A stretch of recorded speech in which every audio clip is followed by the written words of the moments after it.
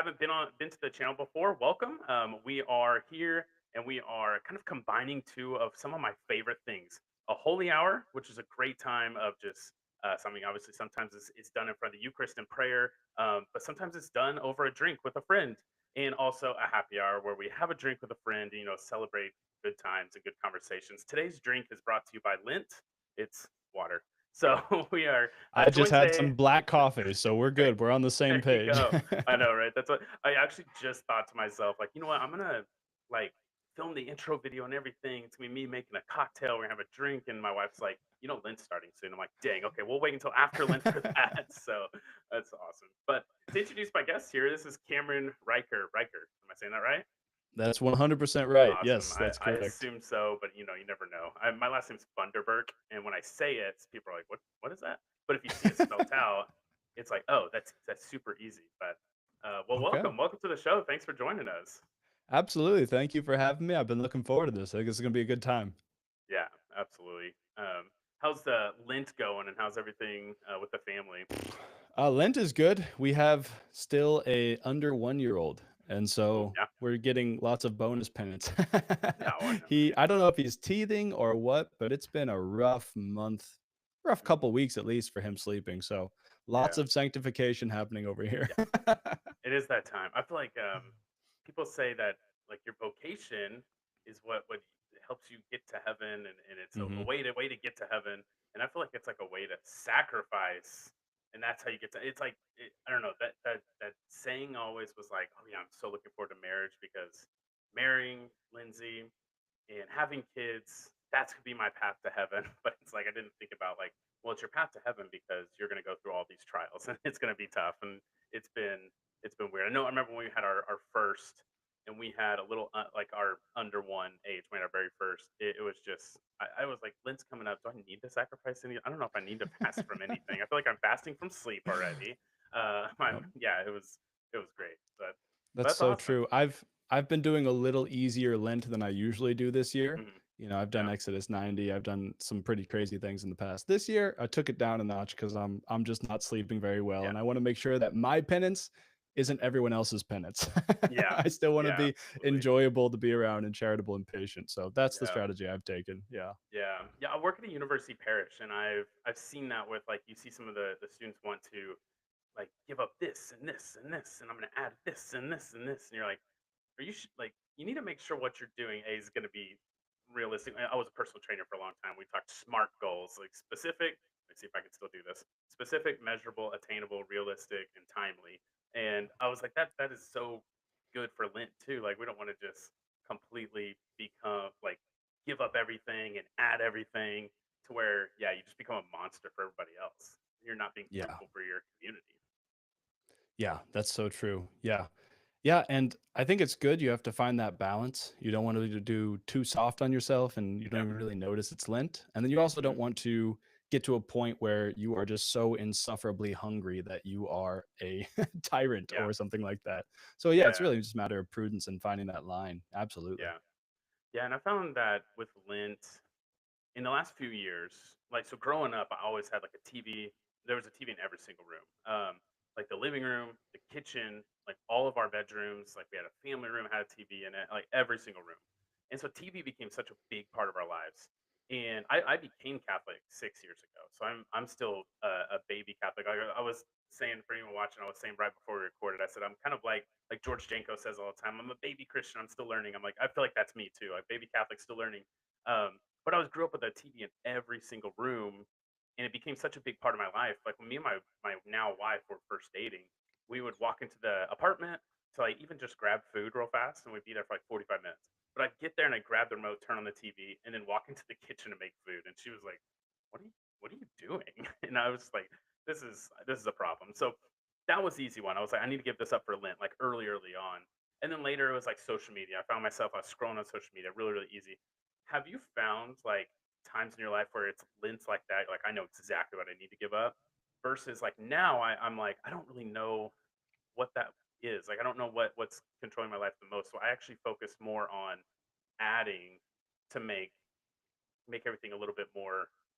I don't know, my life a little tougher if that makes sense. Have you seen that in your life too?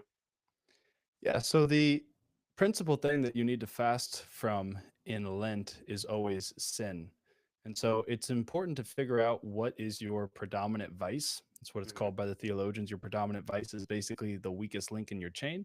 So Hmm. whenever you are engaging in spiritual warfare, the devil's not very original. He's going to find Hmm. where the kink is in your armor and then Hmm. keep poking you right there over and over and over again. So if Yeah. somebody feels like they're just constantly tempted to lust, well, that's because that's the weak point in your armor. And the demons Hmm. work for God and they essentially serve two purposes. One is that they will be smoke alarms and they tell you exactly where your weak point is, right? If you're Hmm. constantly being tempted to lust, it's because that's where your weak point is. And the Yeah. second thing they do is they give us multiple occasions, many occasions where we have opportunities to fight battles against lust and thereby grow in the virtue of chastity. So Hmm. if you want to have a good Lent, you should figure out where are most of your temptations coming from? Is it impatience with Hmm. your kids? Is it overeating at the dinner table, gluttony? Is it sins of lust or custody of the eyes? Figure out where your predominant fault is and then implement some penance that's going to amend that at least in part. Then you'll have the best Lent of your life. And then on top of that, the Yeah. extra prayers and things like that, 100%. But God offers us so much grace during the season of Lent to be able to please Him. You know, it's sometimes people think, oh, it's Lent. I'm going to offer this sacrifice to God. When in Hmm. actuality, if you look at it from a bit of a deeper theological perspective, your penances during Lent are God's gift to you, not the Yeah. other way Yeah. around, Yeah. right? And Hmm. so it's just yeah, there's a lot to be said about Lent and about penance, but I think that's a really beautiful time for a lot of people to grow closer to our Lord intentionally. Yeah. Yeah. Absolutely. Because that's what it has been for me is yeah these times of sacrifice and going into the desert with Jesus.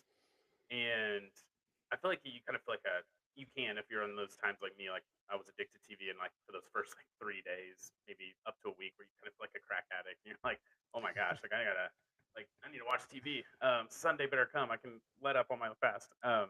But then like yeah, it becomes a little easier as the time goes on, and I feel like that's where I felt the most like the gift from God, like the gift of detaching from that and putting my focus on like adding prayer time because if I was like gonna sacrifice TV, I think what I said is I'm also going to pick up a spiritual book.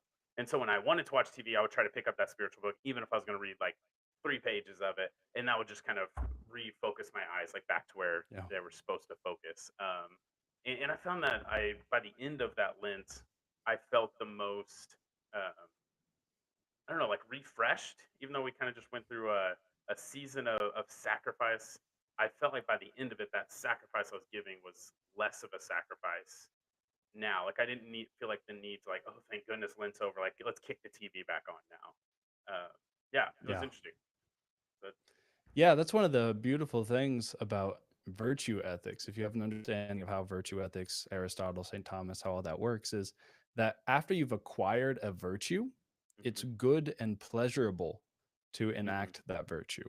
So, somebody who has the virtue of temperance, they actually like fasting. It's pleasurable Hmm. to them. That doesn't mean that they don't still feel hungry and maybe get hangry a little bit or something like this, but Hmm. it Yeah. does mean that they enjoy the fast because they recognize it's good for them. And the same thing for somebody who likes to work out, right? You said you used to be a Hmm. personal trainer, somebody that Yeah. is in really good shape, they look forward to a heavy set of bench press, even though it's really not very comfortable.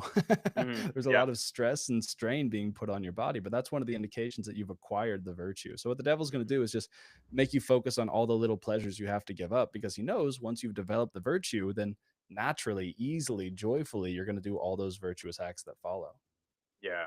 Yeah. It makes a lot of sense. And I've heard that the enemy works like he'll try to get you to fall into sin by like yeah, directly tempting you with it, and if it's not working or if like he feels you growing in that virtue, then from there he's just going to try to distract you at that point. Just like I've heard someone say that if the devil can't bring you down, he's going to try to get you to stand still. Is this something you have you Mhm. heard that before? Like he'll go from trying to tear you down. If he feels like he can't tear you down and you're a virtuous person, he'll try to at least get you to just stay still and not do anything.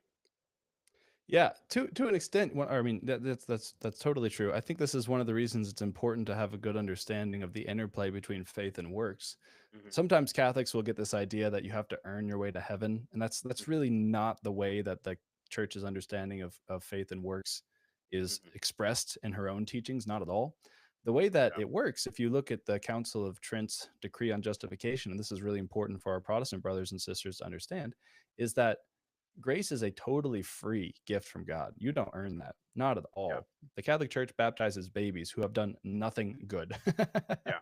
Right? Not that babies aren't wonderful and beautiful, but just they haven't developed the intellectual faculties necessary to make a conscious decision to do good or evil. So you don't Hmm. earn your salvation by any stretch of the imagination. Yeah. However, once you're in grace, you can do what the scriptures talk about. St. Paul says that you can, excuse me, St. Peter says that you need to make sure your election by good works. So the Hmm. way that the church conceptualizes the interplay between faith and works is that grace is a totally free gift that is increased, right? You dispose yourself to receive more grace by doing good works. It's Hmm. increased and it is safeguarded or protected Hmm. by good works because all the spiritual writers in the Catholic tradition have made the observation that in the spiritual life, you're either heading forwards or backwards. It's virtually impossible to stand Yeah. still. So you either have to be using the virtues that you have and growing in those and getting closer to our Lord, or else your enemy, the devil, who prowls about like a roaring lion seeking someone to devour, is going to launch an attack against you. So good works Yeah. are so important. They're not dispensable because Yeah. if you're not fighting and you're not making progress forward, what that means is the enemy is attacking you, and whether you realize it or not, you're losing battles and losing ground. Yeah. Yeah. That's really interesting. Yeah, and then I come from a Protestant background, but I wasn't well catechized at all. I grew up in a Baptist church, but I honestly couldn't even tell you anything about the Baptist like teaching and what they are or anything. But that, yeah, that's been a common um, thing that's come up ever since I become Catholic. That being a thing brought up by Protestants that have told me, like, be careful what you're getting yourself involved with, is that they believe you have to earn your way to heaven, and that's not something you want to like get into. Um, but first, like, it's really interesting. Do you feel like though that most objections, because I know we'll get into some of the objections later, but most of the objections come from, I want to say this without sounding like I'm saying anything mean, but like kind of a state of ignorance. Like it's just kind of a. I feel like people will say Catholics believe this, and it's just like, well, no, we don't. And it's just Yeah. because like they'll say Catholics believe in faith and works. We they believe you have to earn your way to heaven. Do you think there are a lot of the arguments and a lot of the debates and a lot of the fiery conversation on social media happen due to a lack of knowledge of what the Catholic Church actually teaches? Yeah, I don't think that assuming the other person is ignorant is the uncharitable position. I think the uncharitable position is assuming the other person knows better and continues to spread what they know to be false. Hmm. So, whenever you're looking at Protestants and a lot of the Protestant objections, I'll just focus on Mary, right? Hmm. Protestants over and over and over again say that Catholics worship Mary. If you know what worship is in the way that the Catholic Church is defining it, meaning latria, um, and you know what we do as Catholics towards Mary, then it's immediately evident that Catholics do not worship Mary, right? If you Hmm. know what Catholics do to Mary and you know what the word worship means, latria, then it's self evident that Catholics are not doing that to Mary, right? And it's Yeah. not a difficult distinction to make. I used to Hmm. teach seventh graders and I would Hmm. teach them the distinction between latria and dulia and hyperdulia for Mary, obviously. Hmm. But I would teach them that distinction, and it was a question everybody got right on the quizzes. Right? Yeah, yeah. It's not a Mhm. difficult concept. So I Yeah, think that really what you have to assume with Protestants is that either A, they don't know these distinctions, right? yeah. Because maybe they just haven't heard and they see somebody kneeling down before a statue of Our Lady of Fatima and they go, look, that's worship, and they don't know the distinctions. And people like Mhm. that deserve a tremendous amount of charity and grace and a tremendous amount of Yeah. patience because you were one of them presumably at one point, right? Coming from a coming Mhm. from a Baptist background, right? Yeah. Maybe you didn't understand what Catholics taught about Mary. So those people deserve an incredible amount of patience Mhm. and charity. But then you have other people who I know, in the social media sphere. I'm not trying to speak badly of anybody in particular, but it's difficult for me to imagine that some of the people out there in the Protestant sphere, they're smart people. I know they're Yeah. smart people. Yeah. I've watched them put together some very well thought out content. I know that their reading comprehension is better than my seventh graders. I know that for a fact.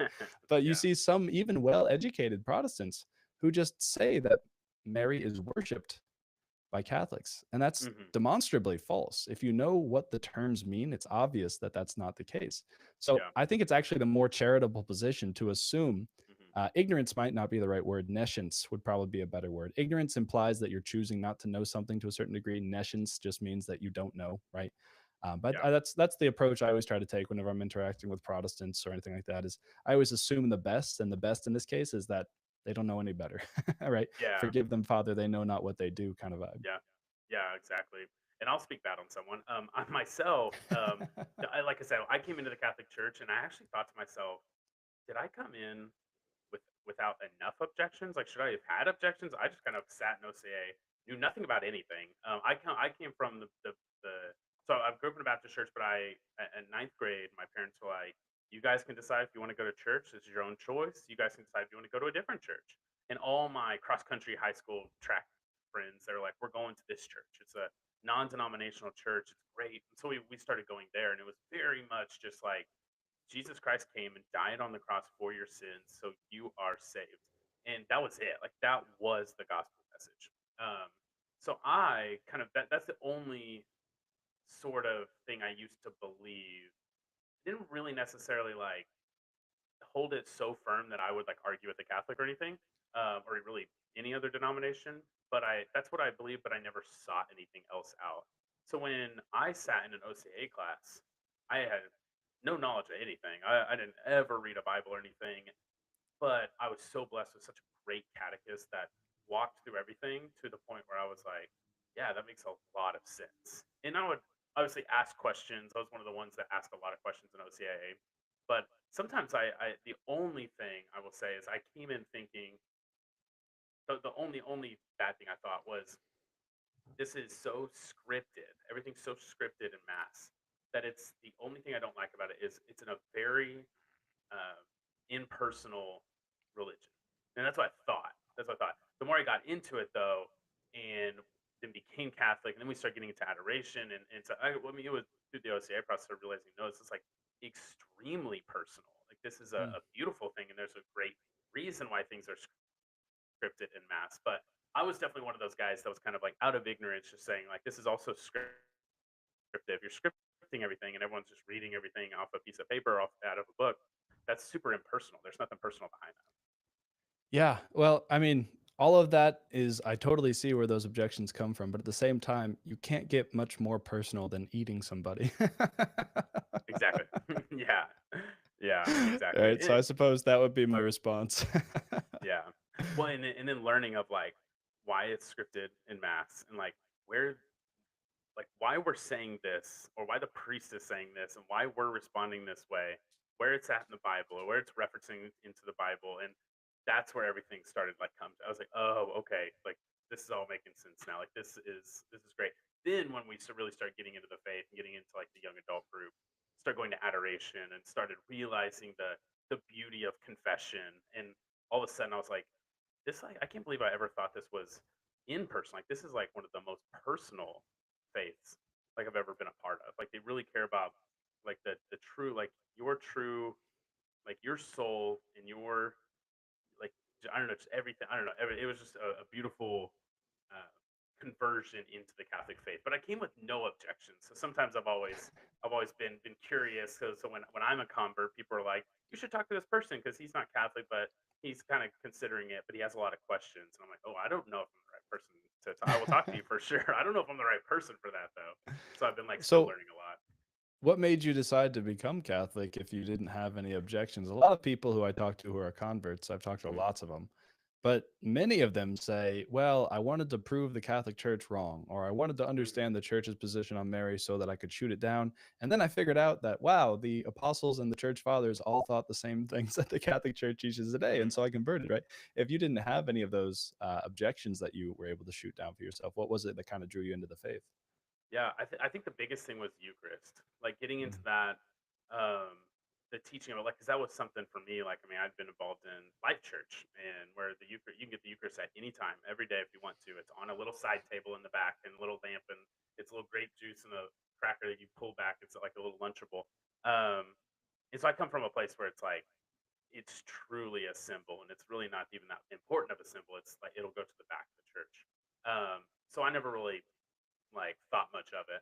But when we started diving into it and getting into John 6 and what Paul says about the Eucharist and really diving into like, no, this is like the Last Supper. Like, let's read it again and like not only read what is being said, but take into account what the crowds are doing. So he says this, he doubles down on it six times. He tells him six times. He actually even changes the word to what is it, trogo, where it's like, no, to gnaw on my flesh. And the crowds start dispersing. They start leaving. They're like, this guy's crazy, and starts leaving. And I'm like, if it was symbolic, if it wasn't truly like the real presence, he would have turned to his disciples and said, "Hey, go grab them. They're misunderstanding what I'm saying." I feel like an all-loving Lord would have like said, "Hey, go get them. They misunderstood what I said," or they would have. He would have tried to clarify in some way. But the fact that he looked at them and said, "Are you going to leave also?" It's just like, whoa, like that's wild. And like, and then their response, like, where would we go, Lord? And I love that. And just like when it was broken down, and we obviously spent the whole OCIA class on this, maybe even multiple, just diving into it, what it is, why we're so reverent about it. I kind of fell in love with that aspect of it. So that was the Yeah. main thing. Yeah, the entire gospel makes much less sense without the Eucharist. I mean, if you Yeah. just read the Bible in context and you look at St. Paul says in 1 Corinthians 5:7, if I remember correctly, he says that we have Christ as our new Paschal lamb. So let us keep the feast.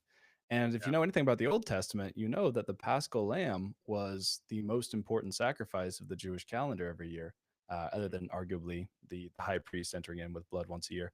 But it was a very, very important sacrifice. And in order to be saved and to enjoy the benefits of the Passover for the Jewish people in the Old Testament, you had to eat the lamb. That was one of the things that Yeah. God commanded, was you had to sacrifice the lamb in a very specific way with certain bitter herbs. You had to do it while standing. You had to eat the lamb. That was an essential part. There are no good Jewish vegetarians. Can't happen, because at least Yeah. once a year you have to eat lamb. You have Yeah. to. It's obligatory, Whole thing. and you weren't able to have any leftovers. So he's very specific Yeah. about a lot of the details concerning this lamb. But one of the major requirements is you have to eat the lamb.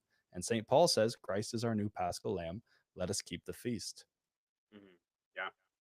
Absolutely. And if anyone wants to see a great conversation about this, Alex from The Voice of Reason just had a great conversation with George Janko. Have you seen that video yet? No, I haven't. I was with Yeah. Alex over the weekend and I talked to him Nice. about it briefly, but I haven't actually watched the Yeah. video yet. I'm so It, bad. I don't watch much Catholic YouTube. Usually if I have time to consume content, I'm listening to an audiobook or something like yeah. that. Yeah. Yeah. Absolutely. Well, anyone out there listening that wants to listen to it, I'll pin it in the comments. Just he does a really great job of a couple things that we've already touched on. Is a having a conversation with a Protestant and a Protestant that's super uh, I won't say catechized. What's the word? Like just devout in their faith and the way they are taught and what they believe. He does a great job of like communicating with love, like Mhm. communicating with passion and standing up for the faith. But he does it in a way like I just watched it and I was like, this is how Jesus would have wanted people to like approach others.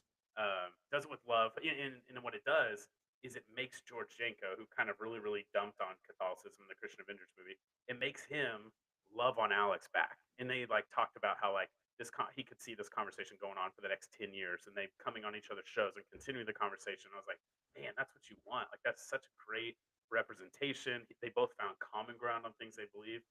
The next thing I was going to ask too is that with Protestants, where do you go when the the conversation gets to, so it does in that video, they get the common ground all the way to, I believe that is the true presence as well. Like George Jenko at one point says that, like, he believes that that was also the true present. Like he believes that it is present there as well. Like, where does it go from there? Like, if that's the conversation where it goes. Yeah, so There's a lot of Protestants who have started to recognize that the early church, starting with the apostles, going on to Ignatius of Antioch, Saint Augustine, Saint John Damascene, John Chrysostom, the early church, they're all very, very clear that the Eucharist is more than symbolic. If you Mhm. care about the church fathers at all and you start reading them, you will obviously come to that conclusion that it's more than symbolic. Yeah. And so if you are in a church where it's simply symbolic, I think the next question will be that, well, which church actually has a right to this claim? Which church Mhm. actually has the power to confect the Eucharist? Because I've been in the discussion before with a Protestant and I asked him, can a woman confer the Eucharist? Can she do that? Does she have the power Mhm. to make the Eucharist? And he had no answer. He's like, well, I don't know. It doesn't seem like that's in the Bible, but I don't really see why not. I said, okay, Yeah. okay, like that's fine. I agree. I don't think that she can. But Mhm. can I do it? I don't believe I have the power to, but I am Mhm. a baptized Christian man. Can I do it? Mhm. And like I don't think I can. But Yeah. according to your logic, it would seem like maybe I could, and they just don't have answers for who can do it and who can't do it. Mhm. And the only Yeah. church I think that really get well, churches maybe that give a really clear, definite answer to that question are the Orthodox and the Catholics. Because if you have something like a Lutheran church, right, where they believe in something very, very similar to what the Catholic Church teaches about the Eucharist, it's clearly different, but there's a lot of crossover. Yeah. Then you start to ask these questions, you start to push a little bit further, you start to look into it and you realize they don't have the answers, right? And Mhm. it'd be one thing if they had an answer that was wrong that you could prove wrong, but Mhm. oftentimes it's just this gray area and they kind of punt and they don't know exactly how to get clarity. And Mhm. if Christ wanted clarity in his church, which I think he did, John Yeah. chapter 17, he talks about the unity he wants for his believers. If Christ wanted clarity and unity in his church, it's necessary upon him to create some sort of mechanism where that clarity can be created. And in Protestantism, there just isn't that, right? Like, Yeah. and if the Protestants did want to have clarity on their doctrine and unity, this is what they would do. They would elect one man to be, or else they would have councils of men Mhm. where their decisions would be universally binding upon all Protestants to believe. Well, you just recreated the Catholic Church's ecclesiology, right? Yeah. Yeah. That's all you did. Yeah. Yeah. That's a good point. Because that's where I'm at. Like when I say baby Catholic, I'll say I feel like I have a decent knowledge, but I would say a baby apologist. So if I was to get in a conversation with someone super devout Protestant, I may struggle a little bit. So that's where my main focus has been, like continuing to grow in my own faith. Um, but yeah, those conversations though sometimes seem to hit a brick wall, and I guess it's at that point where you would just stop and not stop, but like you want to continue the relationship, continue the conversation, and I guess at that point is where you turn to prayer. Like you just pray for the person and hope they have a conversion of heart as you continue the conversation, like throughout, like their your relationship with them. Yeah, it all comes down to whenever you're trying to evangelize, it all comes back to prayer. It Yeah, doesn't matter. I mean, there are nuns locked up in convents who haven't seen anything but their convent walls for 25 years. And yeah, you and I will never know their names until the end of the world, whenever all the good that they've done is revealed. They've yeah, converted thousands more souls than I ever will. Right? It doesn't matter what I'm doing if it's not backed by prayer. It doesn't matter. And Alex would say this too, but it doesn't matter what Alex from Voices of Reason is doing. It doesn't matter yeah, what Braden, the catechumen, Adrian, Sips, it does absolutely does not matter what they're doing if their efforts are not backed by prayer, right? yeah. And Mhm. we've all talked about this a little bit, or at least a lot of the guys I just mentioned, we've talked about this before. But the foundation stone of evangelization is prayer, because ultimately I can't change anybody's heart and mind. I can give them some information, but so what? There's Mhm. thousands of Protestants that have more information about church history, more information about the scriptures, more information about Yeah, all those things than I have, right? So the information is not the key. The key is a really, really devout, focused, intentional prayer and trust and surrender to our Lord and Savior Jesus Christ. And that's what it all comes down to. I don't know if I'm the greatest apologist out there. I'm sure that I'm not. But one thing I do very intentionally is I pray every single day for anybody who consumes any of the content that I produce to be washed in the precious blood of Jesus. So whatever I'm doing, even if I'm not making the best arguments or I have the best editing or the best camera work or whatever I'm doing, I'm confident that Jesus Christ, the Son of God, is hearing and answering that prayer. And so I'm confident that my work is bearing fruit, even though I am certainly not doing a perfect job. So Mhm. yeah, it all comes back to prayer. It all comes back to prayer. Always, always, right? Um, yeah, and people just don't know how to pray anymore, I think, is part of the problem. Yeah. Oh yeah, absolutely. Well, and a fruit of yours too is, I'm not gonna lie, I've never prayed before one of these. Like, prayed with my guest before, but right before we started, you're like, "You want to pray real fast, and we'll get this started." And I literally thought to myself, like, "That's actually a really good idea. I should be doing that. Like, why not? Like, why am I not doing this?" But yeah, no. If stuff's not based out of prayer, it's it's kind of like just everything in life. It just becomes disordered, and it falls apart. And it's not necessarily you can't do good, but so much more could come out of what you're doing when you're not just trying to stronghold it and do it yourself. Uh, I was talking to a focus missionary one time, and their big phrase is "win, build, send." And so, winning people over to the gospel message, and for them wanting to know Jesus more, and they win them over in that relationship, building that relationship with them as a friend, and then they invite them into like Bible study, and then they're building them up in their faith. They're teaching them to to defend the faith, but also just to understand the faith, understand the Bible, the gospel message, salvation, history, the crux. And then they are sending them to be a disciple. Now let's start your own Bible study and be out there. But the focus missionary that I do discipleship with, he's at our parish. He said, "What do you think it takes to be a good focus missionary?" And I was like, "I think it's in your guys' mission. It's that focusing on the win, build, sin." And I explained all that to him. And he was like, "You're missing one thing, though. You first have to be one, and you have to build yourself. And then you've got to be willing to be sent." And I was like, "Oh, yeah, that's a great point." I think sometimes it's so easy just to get into the weeds and get right to it, like get right into the episode, or jump right into, even if you're leading a Bible study, you jump right into it before starting with prayer. Jump right into a meal before starting with prayer. It's just so easy to sideline that for some reason. Yeah. Yeah, yeah. I think it's also just really powerful too. If this is something I do before I start any of my videos that I host on my channel, is I always start with a quick prayer and I just consecrate it to Jesus, Mary, and Joseph. I basically say, "This is in your hands. I surrender this to you. Whatever happens, you're in charge." Yeah. And so I think that takes it's just an act of faith. And if you believe that that prayer has been heard, then it allows you to kind of take your hand off the wheel a little bit and just let the Holy Spirit take over, right? To quote Carrie Yeah. Underwood, you just let Jesus take the wheel at this point. But you Yeah. just, yeah, have a real faith that that a prayer is being heard and answered. Hmm. And then when you're going through the conversation, you feel something on your heart or in your mind that you want to bring up, or you feel the opposite, where you feel like this isn't something I should say right now, even though it might be a good point. Hmm. And you can just really start to discern the work of the Holy Spirit in your heart through all of that. And so, yeah, I think that Yeah. before you start an action, consecrating it to Our Lady is just it makes everything better. Yeah. Yeah. Absolutely. I agree. Well, I wanted to kind of kick it back to you. Honestly, I meant to do this at the beginning, but now that we're 32 minutes in, like, to tell us a little bit about your story, like cradle Catholic convert, how you met your wife, like any kind of your story to kind of round us out of who you are.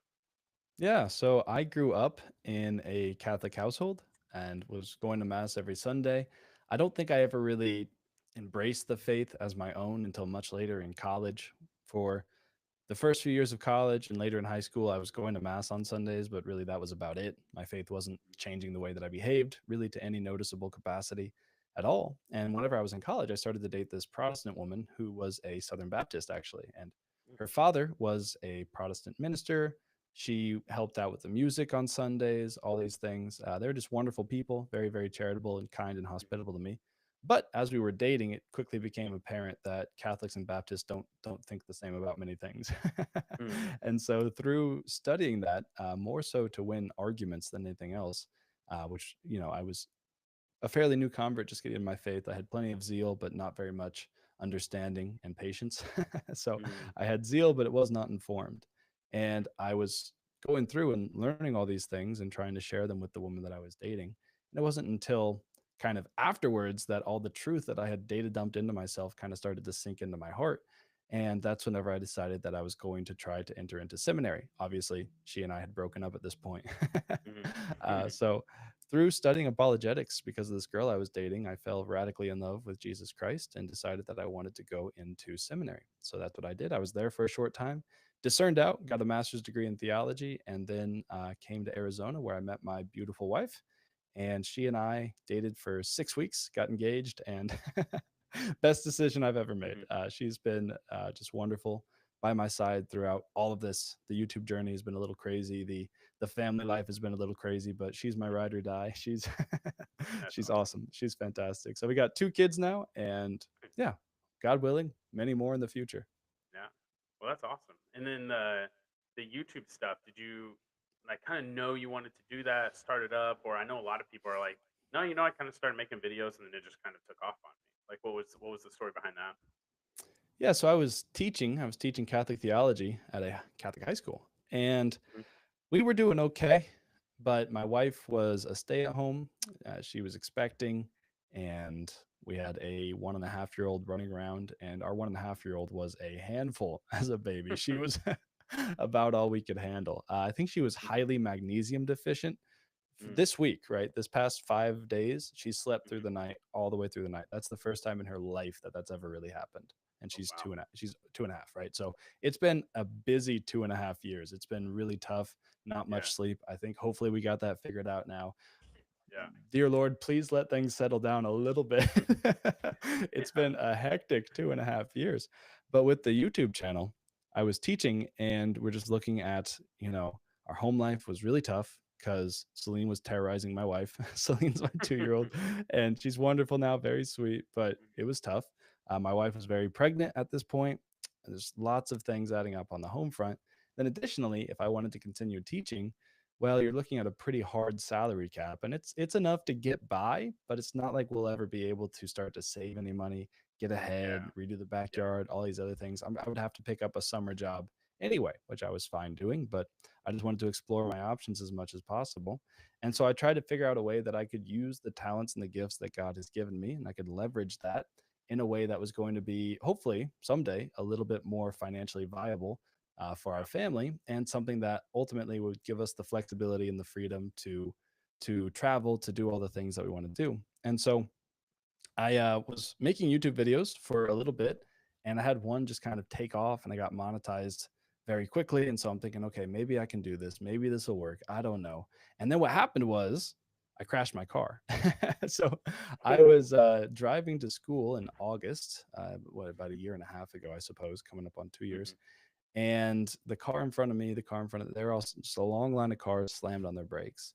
So I ended up rear-ending this Jeep Liberty, which was totally fine. They actually drove off, which is not legal, but they just drove off after the accident, and my car was totaled. It was gone.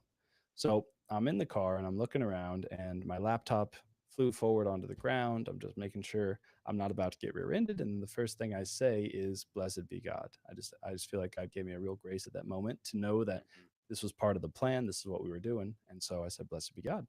Then our family, we get the money from the insurance company, and that's enough for us to kind of take the financial hit of not having an income for a while I started Mhm. this YouTube channel and tried to figure out how the heck I was going to make money off of it. Right? Yeah. And we're just now getting to a point where we're starting to be in the black instead of just breaking even every month, which Mhm. thanks be to God for that. But yeah, my wife Yeah. has just been so gracious going through, and Mhm. yeah, just willing to trust me and willing to follow my lead and willing to go where I deem best, even though it's not immediately obvious how it's going to work itself out. And so Mhm. Yeah. that's just been really, really beautiful. But yeah, Yeah. the car accident is really what allowed us to take the jump as a family and start Mhm. doing this. And so that's how the YouTube channel started. It Yeah. was Man, that's certainly not awesome. entirely my doing. Yeah. Yeah. Yeah. Wow. That is awesome. And then one thing you said that just aligns exactly with something that's been like in my heart and prayer time, and it's kind of rounded out and turned into the mission of this podcast, but is using the gifts and the talents that God gave you to do something. And I've ran into so many people lately that are like a guy, to use an example, a guy that he works on cars, loves to work on cars. A lady from his church, the car broke down and does her only transportation, and so he's like, "Well, let me tow it over to my house. Let me look at it. No promises, but I can at least look at it for you." he looks at it, has it for 2 weeks, and is like, I think I figured out what's wrong with it. Starts it up, and it's been running well ever since. And she's like, well, how much do I owe you for it? He's like, you know what? Don't worry about it. He said it was only a couple $100. It wasn't something that was like gonna completely bankrupt him or anything. But he says sometimes cars are like that. Like they take little fixes, but if you take them to a mechanic shop, they're gonna charge you $2,000 for that $200 fix. And he's like, I really wish that I could do something like this as a ministry um, for people in need. And so I was like, why don't you partner with me?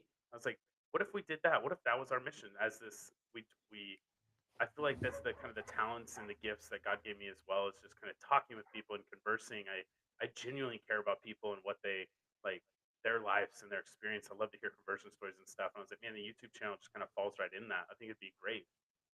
But for someone like you, what if I was able to raise support and awareness of this and people were able to become monthly supporters, do stuff like that? And for every X amount of dollars, we would help like do free oil changes for people in need in rural Oklahoma and the rural parishes where people maybe can't afford to do those oil changes now, $100, $120. And he's like I could come in and do it for, it costs like $30 an oil change. So it's like, okay, so we could say if someone signs up, supports at $30 a month, we can do an oil change once a month for someone in need. And he's like, that sounds great. I love it. And then we ran into someone who does decks and he builds decks and he's built a handicap ramp for a lady one time. And he's like, I'd love to do that kind of stuff for free, but wood, all that kind of stuff, the time, it's so much money. I can't do it for free. And so I was like, man, what if I paid you to do it? And we could go out there and help other people in need. So that's completely free to that person, but we're able to use your talents and your gifts for ministry to help the community. And so it's kind of shaped what this is all turned into. And that's been our big focus and our big push. And we're working right now of hopefully kind of partnering with Catholic Charities here in Tulsa to, I don't know, partner together in some way where it's like, hey, whatever comes in, I'll send you guys the money and you guys can continue doing what you do. And so I love hearing that. I always love hearing when people are like, these are the talents that God gave me and I used them for the kingdom to grow his kingdom. Amen. Amen. Yeah. Jesus says in Luke's gospel, he says, Date et dabitur vobis, which means give and it shall be given unto you. It's just, it's really true that the more that you give away, the more that you dispose yourself to receive. And so I think a Mm-hmm. lot of people just don't know that there's a false sort of humility there for a lot of people where they think that they don't have anything valuable to offer. It's just Mm-hmm. a gross underestimation of the extreme, beautiful, unique talents that our Lord has given to each and every one of us. Sometimes a phone call to a family member, right? It absolutely makes their day. That's an example of you being able to use the talents, use the gifts that you've been given Mm-hmm. well. You don't have to, the oil change, the car mechanic, the building decks. Wonderful. Your talents may be smaller than that. Start using those well, Yeah. and new doors will open. I guarantee it. Yeah. Yeah, absolutely. And that's what I mean. My full time job right now is I'm the development director for a university parish. So I'm doing fundraising and I'm constantly meeting with donors. And a lot of them do give big chunks of money. And that's something that they're blessed with and they steward their money very well. But I also meet with a lot of people that are like, well, tell me, like, we don't have a lot to give. We're super tight, whatever. But I always try to make sure like I'm not ever coming just for money, but I'm coming to like as that part of the ministry. Like coming to let them know or to help them serve God in a way of like giving with their time, talent, or treasure. And sometimes it's maybe you don't have the treasure to give right now, but you have the time or you have a specific talent that could help. Maybe you're like right now we're having issues with our card readers that help you get into the building. It's like, man, someone could have that talent of like knowing the wiring and stuff and doing all that kind of stuff. Or maybe someone like help us fix the like replacing tiles or maybe you just have the time and you're able to come up and help clean up around the parish. And so I'm always pitching that and I think that we're kind of getting away from that. I don't know if it translates to other things. I'd be interested to see what you think. But I know in the giving world, the monetary giving world, in like 1994, there's a study done that said 78% of people, not just Christians, not just Catholics, just people in general, gave to some sort of charitable organization. But now it's just about flipped, and it's like 24% of Mm. people give to a charitable organization, which is really interesting because it makes my job at my work like very important because it's like we got to go out there and kind of convince people like why should you give, like why should you give to your parish or why should you give to a Catholic charities or something. Do you think that translates though to same with talent and time? Do you think people maybe are in today's society, and again not Catholics or Christians necessarily, just people in general, that people aren't willing to give up their time as much nowadays, or they have talents but maybe they're not willing to use those talents unless there's some money behind it. Do you kind of see that in today's society?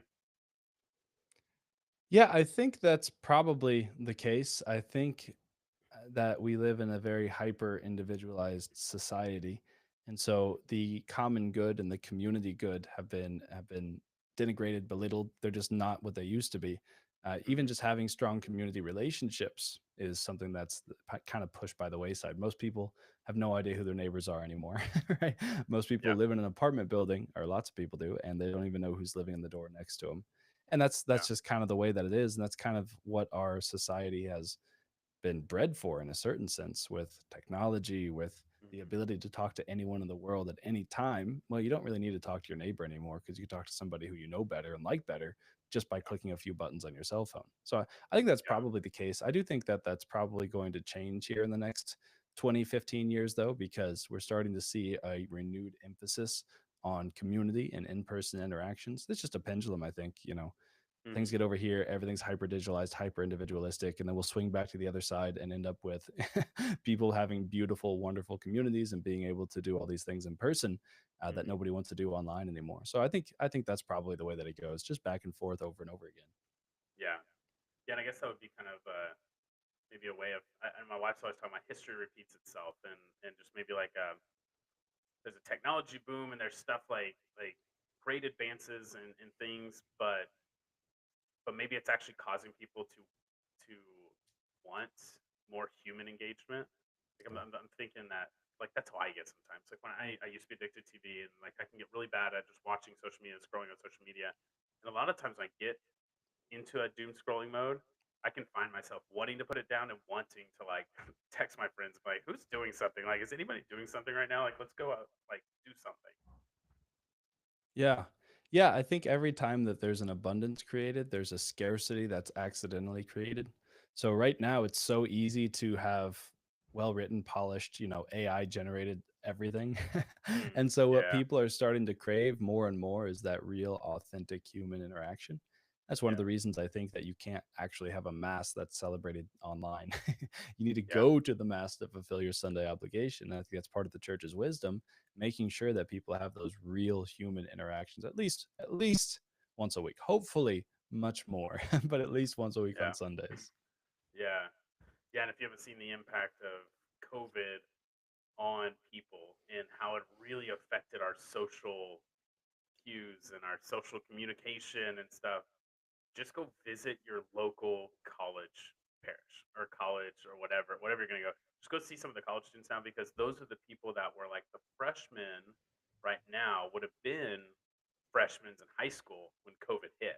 So some of those most important developmental years, especially in the social side, um, were I mean they were locked down and they were online. And then even when the restrictions started uplifting or like lifting, they still had the opportunity to stay online and stuff. And then so I think we saw like people wanting to stay home and like take advantage of this like doing school from home online classes and stuff.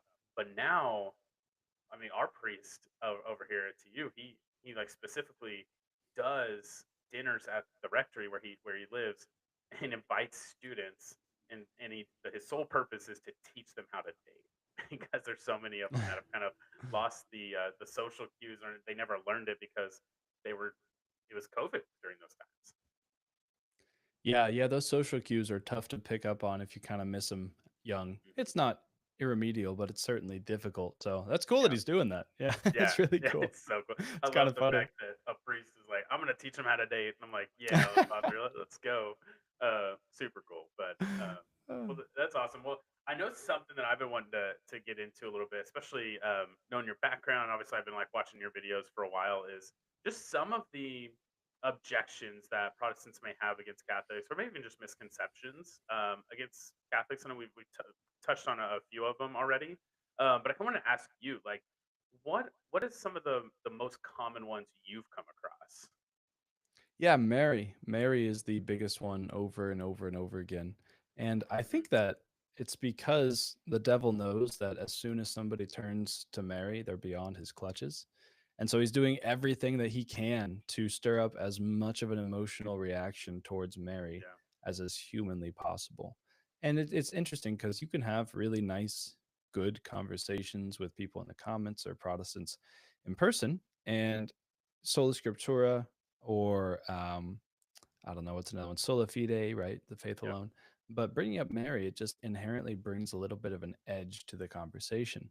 It's a really fascinating phenomenon. And my intuition, my guess is that it's like I said, the devil's doing everything that he can to stir up negative emotions Hmm. towards the Blessed Virgin Mary, because he knows as soon as somebody turns to Mary, they're gone. It's like Yeah. that he can't touch them anymore. It's Yeah. game over. She wins every time, right? Yeah. So that's the first thing, is the Blessed Virgin Mary, and then it's secondarily the intercession of the saints, the Eucharist, the papacy. All of those are big issues as well. Yeah. Yeah, and the Mary one's interesting. I had a this is how the conversation started. So maybe this be see what your like response would be is that so we do a Tuesday lunch, and so we do it for the entire university. We or invite the entire university. We're a small campus over here in Tulsa. We're about 2,600 undergrad, but we'll have like 120 to 130 people come in. But the security guards love to come in, like the campus police, and they're in there. And we have one, I believe, that's Catholic, but the other ones aren't.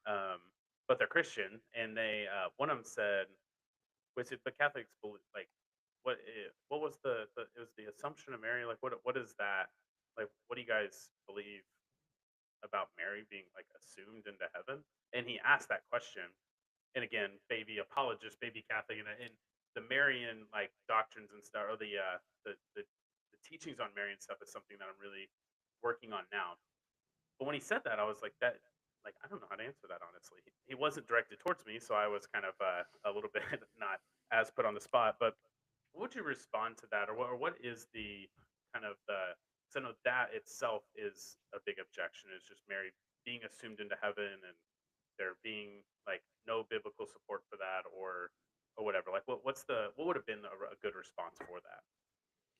Yeah, so I mean, whenever you are dealing with Protestants, it's really important to listen first and to figure Yeah. out exactly where their objection is before you start trying to explain the Catholic position. Because Yeah. that's a mistake a lot of people make. And it's a mistake I've certainly made in the past as well. Is you start trying to explain something and you end up just explaining things that you guys already both agree upon. The other person doesn't Mm, feel heard and doesn't feel like you're getting to their objections, and you're frustrated because you think you just explained it really well, and they're not, mm, groveling on the ground asking Mary for mercy. So yeah. what it is it's really really important, and it's important to make sure that you are truly listening to the Protestant who's speaking and not speaking past them, Hmm. and even repeating back to them and saying, so let me get this straight, what you're saying is da da da da da, and make sure that they're approving of the way that you're understanding. Then you can move on from there, because but so assuming that you've done that, you can start with the Assumption of Mary. You could start looking in the scriptures. You can look at the typology between Mary and the Ark of the Covenant, and you can look at how the Ark of the Covenant in Revelation chapter 11 is in heaven, right? So, for anyone who doesn't know, there are obvious connections between chapter 1 of Luke's gospel and, oh, it's in Samuel somewhere. I think it's First Samuel 17. Do not quote me on that. But it's the Hmm. passage where the Ark of the Covenant, which has been lost, is recovered, and it's entering into the holy city, Jerusalem, right? And David says, how can it be that the Ark of the Lord is come to me? Whenever Mary goes to Elizabeth, Elizabeth says, how can it be that the mother of my Lord has come to me? Both the Ark and Mary dwell in the hill country in Judea for 3 months before they return to Jerusalem. You can see John the Baptist dancing, right, leaping Hmm. in his mother's womb, and you can see David dancing and leaping for joy as the ark enters. And you can see that the Ark of the Covenant was overshadowed, right? It's a very specific Greek word, epi. Oof, I don't remember the word right now, but it's epi something. But the Hmm. Ark of the Covenant is overshadowed, and that's when God's presence begins to dwell in it. And Mary, the Ark of the New Covenant, in Matthew and Luke's gospel, it says that the Holy Spirit overshadows her. It's the same Greek word, right? The Holy Spirit overshadows, and then God's presence begins to be in the ark of the old and the new covenant. So it's quite obvious. It's beyond possibility that this is a Hmm. coincidence. There are five or six Hmm. points. I think I'm leaving one or two out. I'm just going off the top of my head here. But there are five or six points where Luke is obviously alluding to the fact that Mary is the ark of the new covenant. Okay, Hmm. once you've accepted that, you can then ask the question, well, where is this ark of the new covenant. And Revelation chapter 11 at the end and chapter 12 at the beginning, it tells us the ark of the new covenant is in heaven, right? The ark of the new covenant is in heaven. So there's no Bible verse that says, and then Mary was assumed into heaven, right? It doesn't work Hmm. like that. But Yeah. there are Bible verses, and this is just one instance. I could go into several others if you'd like, but this is just one instance where the Bible is clearly alluding to us the fact that Mary is in heaven. And then you look at what the early church taught about this. You can look at Venerable Bede, you can look at St. John Damascene, St. Maximus the Confessor, and they all are open to the idea, right? They all indicate that Mary's body did not die a natural death and get put in the grave, Hmm. right? That they're all Yeah. very clear about that.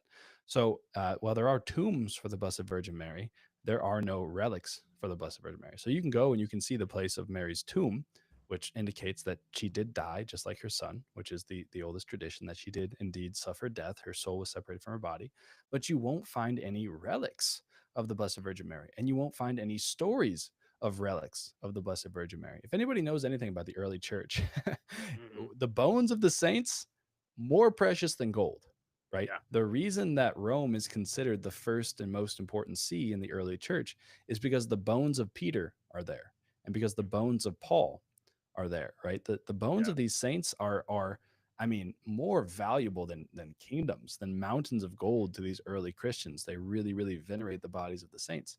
And Yeah. nobody talks about the body of the Blessed Virgin Mary. Nobody. That's a really, really strange thing if Mary's relics were well known, if her tomb was well known and her body was in the tomb. It's a very strange thing.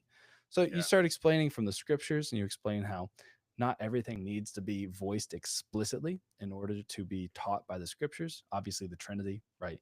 The Yeah. procession of the Holy Ghost from the Son. Hmm. Those words in that way are not exactly used in the Bible, although you can draw from the Bible that concept. Same thing Yeah. for the Assumption. Those words in that way are not used in the Bible, but you can draw from the Bible the conclusion that Mary was assumed into heaven. And then you look to the church fathers to confirm that. And lo and behold, they do. Yeah. So, yeah, that would just be a couple of things to understand about the Yeah. assumption of Mary. Yeah. That's great. It is interesting what you're saying. Like the words like, and then Mary was assumed into heaven or whatever. Like, yeah, it's not explicitly in there, but there's so much that's showing us that she was. But what do we do for people that are very like, let's say it's a Protestant. I feel like you'd maybe run into this more from like an atheist of like wouldn't accept something unless it was explicitly in there. Is that just past your, like, if they're putting a wall up that much, is that just kind of like out of your hands at that point? Not necessarily saying to give up, throw in the towel, and just be like, okay, you're doomed. But like, at what like is there a different direction to go? Like if you're having a conversation with somebody and they're just like, I don't know, that seems pretty far fetched. Like her body could have been stolen. So no, that's what Hmm. people say about Jesus' resurrection. Alex O'Connor actually brings it up to Trent Horn, saying that his body, like the gardener, could have taken his body. And Trent Horn asks, like, why would he do that? It's like it's actually very common in those days that they would take, especially if someone who, if they believed was the Lord, maybe they would have wanted the body for themselves. Um, I don't know, but some people just aren't willing to accept anything unless it's explicitly in there. Yeah. What would be a good kind of response to somebody like that? This goes back to prayer, but it's important to keep in Hmm. mind that the articles of the faith do not admit of proof in the same way that natural sciences do. So, for Hmm. example, stupid example here, stupid easy one. I can definitively prove to anybody who has the use of their rational faculties that 2 plus 2 equals 4. I can just prove that. And you really can't argue against it. Otherwise, you're insane or else Hmm. lying. That's just the way that it is. The faith is not like that. The faith is not like that.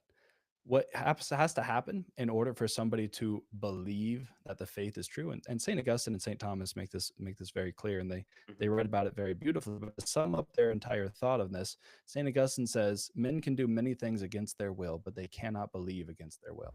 Right. So Hmm. what does that mean?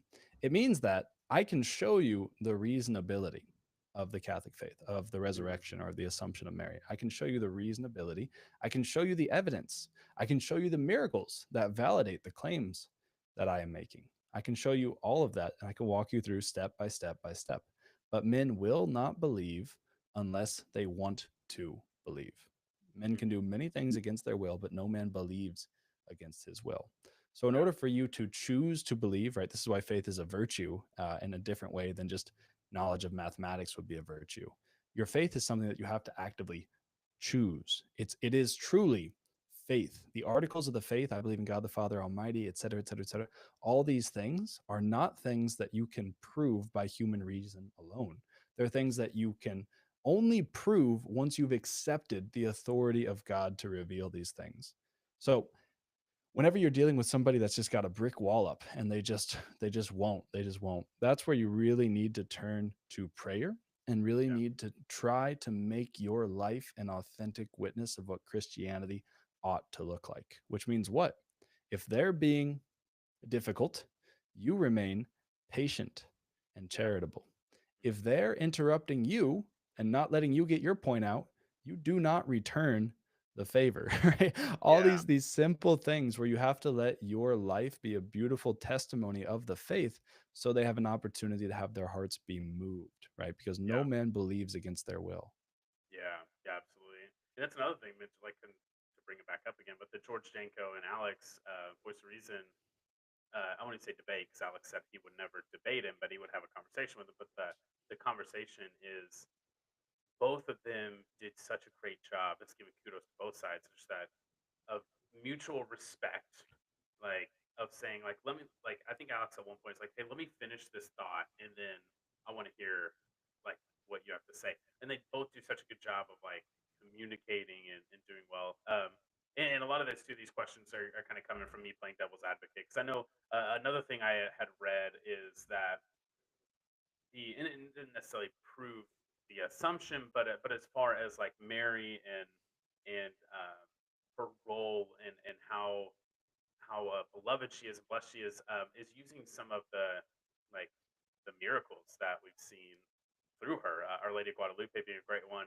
Fatima probably being one of the biggest ones because it's like what is it, 70,000 people Yeah. like are eyewitness looking, saying we saw the sun dance, like it danced around as these three girls prayed, and it's just wild to see that kind of stuff and to still question it. I don't know, and maybe they aren't seeing it and then questioning it, but that would be my thought is like if someone was to hear and read this story, um, Saint Juan Diego's story, and then the Our Lady of Guadalupe image appearing and stuff like that. Like, how do you hear this stuff and then still think that Mary was just another one of us? Yeah, I mean, maybe a better question would be how could the Jews witness the resurrection of Christ and still reject him? Yeah, It's like man. it just goes back to this principle is your heart has to be open and it has to be by an act of God's grace. It's not Yeah, something that I can teach. It's not something that I can lecture on. It's nothing like that. If anybody's watched my channel and been benefited by it spiritually, it's the act of the Holy Ghost in spite of me, not because of me, right? mm, That's the way that it works. And so, whenever you're dealing with somebody who really has that hardness of heart, right? It's important to not open up the articles of the faith to ridicule as much as possible. mhm, Jesus himself says in Matthew chapter 6, I believe, he says, "Do not cast your pearls before swine." What does that mean? Well, it means that the pearls, the valuable, the good, the beautiful, the holy things of the faith require faith. For the most obvious example, the Eucharist. I will never have a conversation about the Eucharist with an atheist. It's just not mhm. worth it.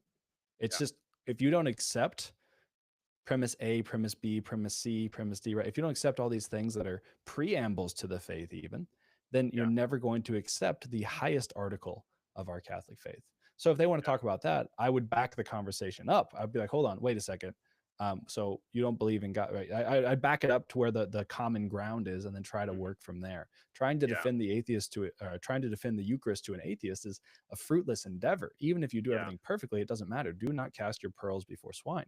So yeah, that would be another thing to keep in mind is that sometimes it's best to keep your tongue and keep your peace and just hmm, pray for them silently, yeah. right? Sometimes your silent witness and suffering is more valuable than many words.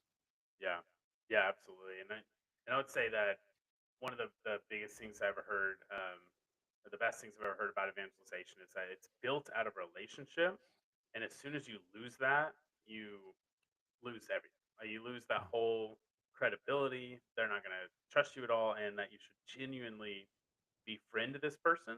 And so this means being friends with atheists and being friends with your Protestant brothers and sisters, and loving on them where they're at the same time.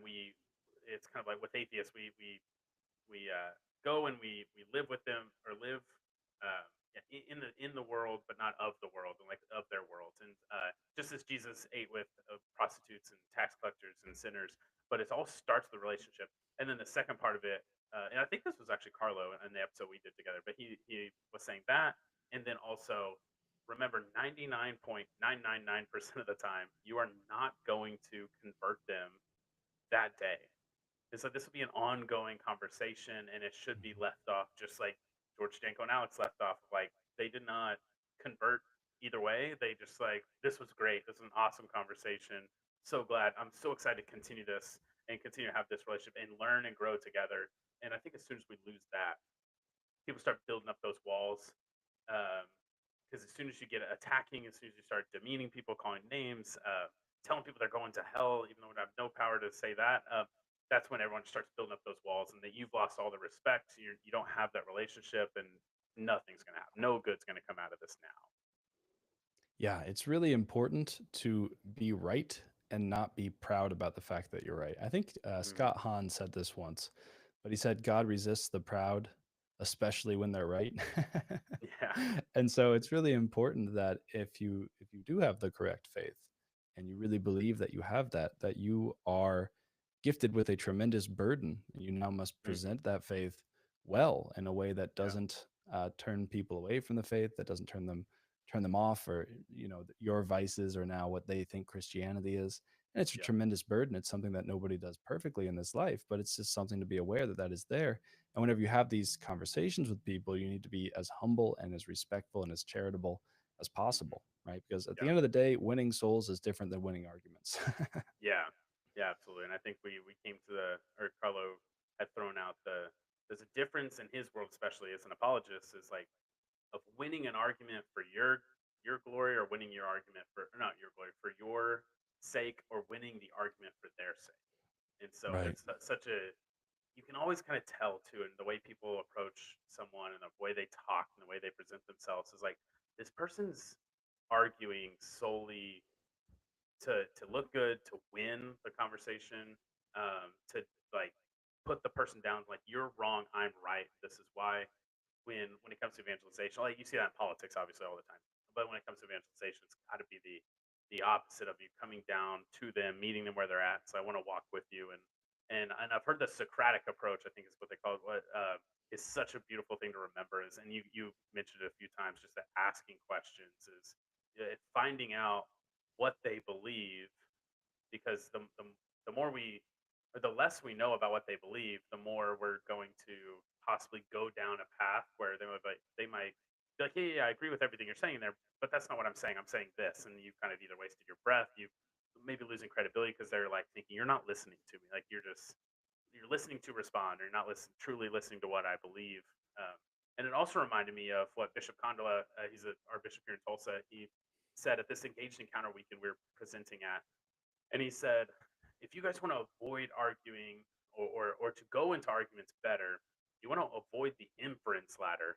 And I had no clue what it was, and he explained it, and it was really really beautiful. He's like, the inference ladder is when you jump into an argument and you start saying, like, you believe this, or you said this, and you thought this about me, and whatever. And you start climbing this ladder, and the more you say, and the more you let it go on, you climb this ladder of, like, she told me I didn't do the dishes last night. And because then you take the next step, and it's like, man, when she said that, she kind of said it with a tone. I think she's mad at me. I think that, man, she must be really like upset that I wouldn't play poker with my friends, even though she told me I could. I don't know why. She's so and you're climbing this ladder, you're just, it's stacking it on and stacking it on. But then when you come down, she's like, oh, I was just reminding you to do the dishes. And it's just like, you climb this inference ladder, and you're talking down at them because you're like, you think this is what they're thinking, but then they're over here like, listen, that's not even what I thought. And then it gets really really bad when both parties start climbing the inference ladder, Yeah. because then it's like, you're both just going to climb. You're going to keep trying to climb higher and higher than the other person, and Yeah, so I probably said that. Sorry, Bishop Condon, if I butchered that. I probably said that way worse than you did, and I did say it worse than you did. But yeah, it's this beautiful um, kind of analogy that's great for marriages, but I think it also relates in this Protestant versus Catholicism or atheist versus Catholicism conversations that happen. Yeah, and it's important to keep in mind that in order for you not to sin, you have a moral obligation to assume the best of the other party to the degree Yeah, that it's reasonable, right? yeah, This is just seen in people who are magnetic, people who have charming personalities and who seem to win everybody over. They're speaking well about people behind their backs. They're trying hmm to excuse their faults as much as possible and trying to draw attention away from them, trying to focus on their good qualities. And yeah, so it's important to keep in mind that if you go into an argument and you assume the worst and you're wrong, you've just damaged that person's reputation, at least in hmm your own mind. If you yeah, go into an argument and you assume the best and you're wrong, nobody was harmed, right? And hmm you need, file that away. Know better yeah, next time. Don't be an idiot. Don't be imprudent. But yeah, nobody was harmed if you're assuming the best. And obviously, there's situations, there's prudence, there's all these things, right? If somebody hmm has a history of something, you don't just forget that entirely and let your teenage daughter go out with them or whatever, right? There's yeah, yeah, obviously prudence involved, but you are morally obligated to the degree that it's reasonable to mhm, assume that the other party is a generally good guy, that they're a good person. And that's yeah, in order for you not to sin, you have to do that. yeah. Yeah, absolutely. And I hope conversations like the one George Jenko and Alex had inspire others to talk like that. And George specifically addressed it to the camera. Any Catholics out there that are like bashing on your Protestants, like I want to just take this moment to say right now, like put your arms down. Like that's we shouldn't be like that. Like you shouldn't be attacking others for this. And it was just such a beautiful witness to others. And I love that Alex felt um, I don't want to put words in his mouth, but it seemed like he felt almost like I have a platform and I'm on an even bigger platform, George Shango's podcast. This would be the perfect time for me to stand up for what's right. Like me to say something that could change a bunch of people because I think a lot of people could be going down that path that you exactly what you just said of like talking bad about others and damaging people's image when especially, I mean, George's image was damaged by some of the things people said, but damaging their image and then just kind of leading down that path of like a really, really dicey path where yeah, you could fall into sin in a bunch of different ways. Yeah, yeah, it's really important, and especially, you see it sometimes even in the Catholic sphere where people will one Catholic person will take a shot at another Catholic person, and Mhm. when I see them, I'm just like, "That's not it." Yeah. Like, look, I'm not perfect, unless I'm missing something, you're not perfect either, right? Like, Hmm. we're making Yep. mistakes, we're doing our best, and I think Yeah. that as long as somebody's living in the folds of Mother Church and not outstepping those bounds, not openly embracing heresy or openly rejecting some of her moral teachings, I think people need to be brought together, especially within the church. And that unity that we have is the cause of Protestants wanting to be a part of it, I think, a large degree, right? I've Yeah. talked to lots of Protestants who converted, and they said that they wanted the unity under the Pope. They wanted the unity in the liturgy. They wanted the unity in prayer and in doctrine. They Hmm. wanted that unity. And so we Yeah. really need to be, as Catholic people with some sort of a platform, we really need to be intentional about trying to promote unity and not Yeah. disunity, right? Because if we want to convert people, we got to have something to bring them into, and it's got to be something awesome. It's got to be something Yeah. wonderful. Yeah. Absolutely. And no better place that needs to be kind of pitched unity than social media. I mean, social media Mhm. is probably the biggest area of mission that needs that message because it's like the most uh, it would the word be disunified places out there. And I know I got to talk with Trent Horn for a little bit, and he had encouraged me to keep going. Like, hey, I'm glad the channel's doing well. Like, keep going. We need content creators online because we Yeah. need people that are out there spreading a good message and putting joy on the internet, which our patron saint for this podcast is St. Philip Neri, and he's the patron saint of joy.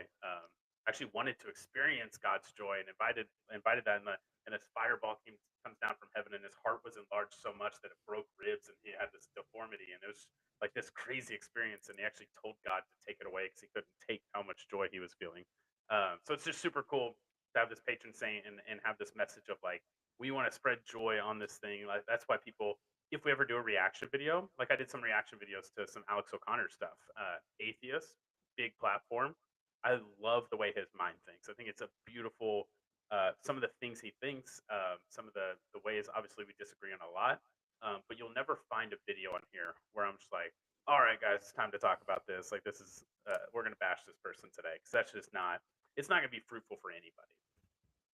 Yeah, yeah, and that's the difficult part though, is because the baser part of people really wants that emotional reaction, and so Yeah. it'll get a lot of views. You know, Hmm. you go in and start bashing people, and that's Yeah. that's the pitfall that some people fall into, I think. Hmm. So yeah, it's really just important to be mindful about that and to remember what Jesus says in Matthew chapter 12, that men will be judged for every idle word. He says, by your words you shall be justified, and by your words you shall be condemned. And those are chilling words. Yeah. Those are some of the scariest words in the entire gospel, I think. Matthew chapter 12, if anyone wants to look it up and read that. Hmm. But it's really important to use our words to build people up, to encourage, to Hmm. strengthen whenever possible. Obviously, there are times for correction. Yeah. It's almost never the case that the comment section of a YouTube video or the comments section on an X post or Yeah. whatever, it's almost never the case. I think, maybe I'm wrong, but I think that that's the proper place for fraternal correction. Yeah. I would be very open if I said something in a video that was wrong or something like that. You know, you can DM me. I respond to almost all of them on Instagram and an X. I get a lot of them, but I do my best to try to give everybody at least one response. Yeah. And if it's done in that way and it's done in a way that's charitable, I am very open to being corrected, right? I Yeah. am incredibly open.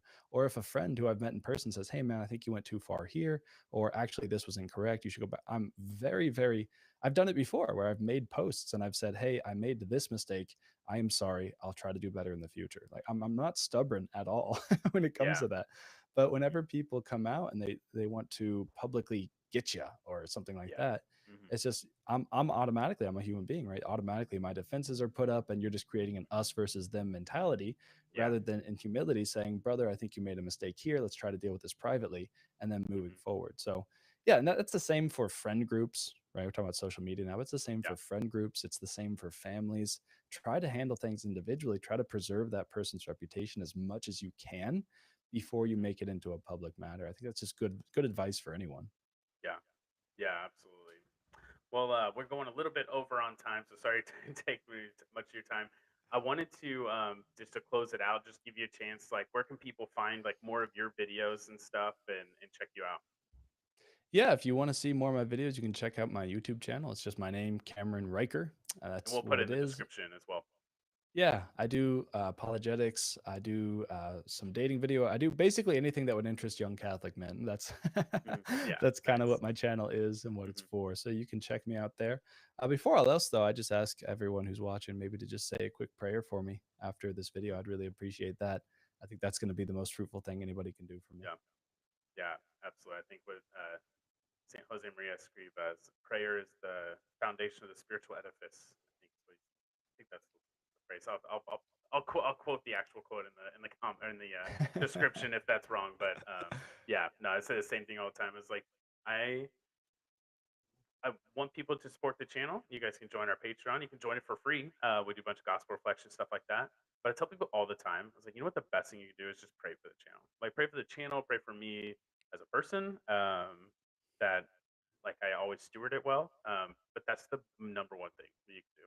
Yeah. And as a development director, I'm like sending out big appeal letters that we need to bring in so much money so we can continue the mission. It's always like ways to support. Number one, pray for the mission. It's always the Yeah. number one thing because if I have 100 people praying for the mission, the other 100 that are going to donate the money that are gonna get us to our goal, they'll come. God will take care of it, or the project won't cost as much as we thought, or whatever it is. Like, it'll be taken care of. But that prayer part is the most important part. So, well, we'll definitely be praying for you and everything you're doing, and I think we could have easily done like a 3 hour Pints with Aquinas episode. So I definitely love to have you back on sometime. Maybe after Lent, and we can have like an actual like glass of whiskey or a beer or something together. But yeah, thanks again for joining. Everyone, again, don't forget to subscribe, like the video. If you guys want to see more, you guys want to check out next week's episode, don't forget to hit the alert bell to be alerted when we upload new videos. We also got this week, Tell Me About It, Tara, another playlist that comes out on our series. And Tara's going to be talking about, can introverts evangelize, and how should you evangelize? So if you're an introvert, check out that video coming out soon. But other than that, you guys have a great week, and we will see you guys next week. God bless. God bless you. All right. We just make sure. I don't know what it's going to do this time. If it's going to still do the loading thing. Yes, it is. Okay.